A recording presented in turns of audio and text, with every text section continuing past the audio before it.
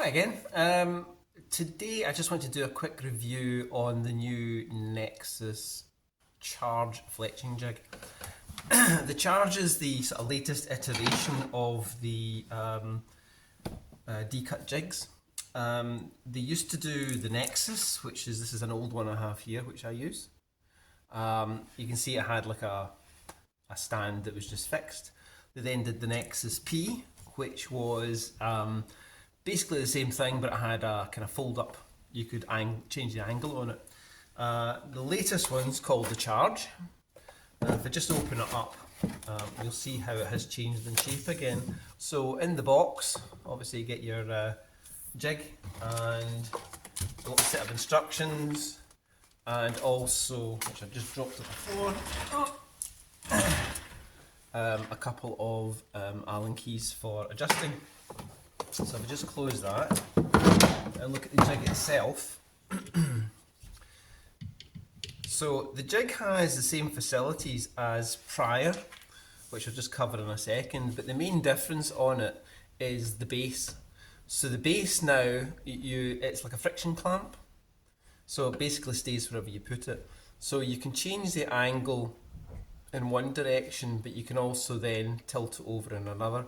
So I find at times if I'm working at the bench, it's quite handy if you can just tilt it over slightly, because then you can sort of see what you're doing a bit better.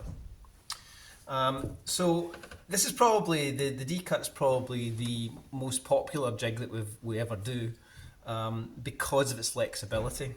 So whereas you get some jigs where you can do 3 or 4 vanes and you can do recurve or compound. Usually if you want to do a right or left wing, you have to get a different clamp. With this one, you actually have an adjustment on it, so you can actually change the degree of right or left wing that you want, as well as being able to do both. Before I just go on to that, I'll just mention 1 or 2 other changes they've made. So the clamp on this one is now carbon fibre, whereas the previous ones were metal. I can't decide whether I like the lighter one or not. Certainly it feels far more positive in its use. They've also done away with, on the Nexus P, they had like a notch at the back end here, which meant that if you did want to move your fletchings closer to the nock, because that notch was there, you couldn't get any pressure on the vane when you were putting it on, so you had to jiggity pokery. Whereas with this one, they've taken the notch away, so you can actually take it very close to the nock. Anyway, you can see it's got for the myopic, it's got a very distinct scale on it, so you can see exactly where you're placing your vanes, and it's a very positive clamp. On the jig itself, the main business end of it is down here. So there's a switch here which you can move along, and that will allow you to do recurve, 3 vane. The next position is 4 vane, and then the last position is compound. And when you lock it in, effectively there's a barrel inside of this. So when you lock it to a position, the barrel has little cutout dinks in it. So what happens is there's basically a ball bearing on a spring. So as you turn it, it will click into the next position, so you know exactly where your next vane needs to be positioned. Inside it, you can just, I just positioned this right. Inside here, there's a receiver that takes your nock on your arrow. So you'd obviously start off with it in the horizontal position for recurve and compound. Put your cock vane on, and then just turn it to the next position, and it's ready for your next vane, which I'm going to demonstrate. In terms of the right and left wing adjustments, both down at the bottom here and up at the top, you have these adjusters. So there's a scale marked, it's tiny, you can hardly see it. There is a scale there and a scale at the other end. Excuse me. And you can turn that on the scale, and that will then give you your degree of right and left hand. For the purpose of demonstration, I'm just going to set it to the middle anyway. Okay. So what I have here is Eastern Jazz arrow. So I'm just going to, we're in the horizontal position, we're set for recurve, I'm just going to slot that onto the receiver. So if I just tilt the camera slightly so you can see a bit more of what I'm doing.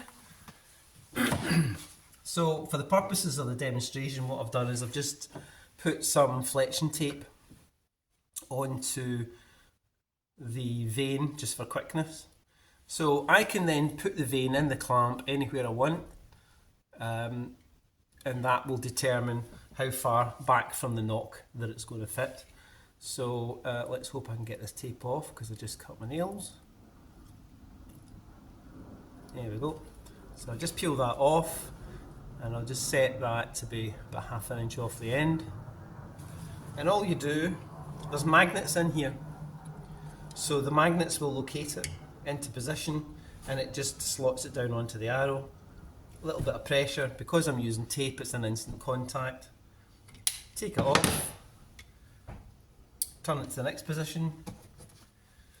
Put the next vane on. Take the tape off.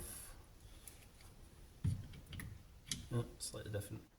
And put it in the same place. Right. A little bit of pressure. That's it, stuck. Next one. And so on. So you'll see that it's actually, I'll just finish doing this and then you can see the position of them. I'll just get this bit of tape off. There we go. That's the next one on. Right, if I then just take the arrow out and I'll just put a wee bit of pressure on these. Usually what I do with tape as well is I'll put a wee bit of glue at the front and the back of the vane. But you can see there that the vanes are equally spaced on there. So dead easy to do, not terribly expensive in the way of jigs. In fact, it's probably the least expensive with the most facilities on it. And that is the Decut Charger fletching jig. Thanks for watching.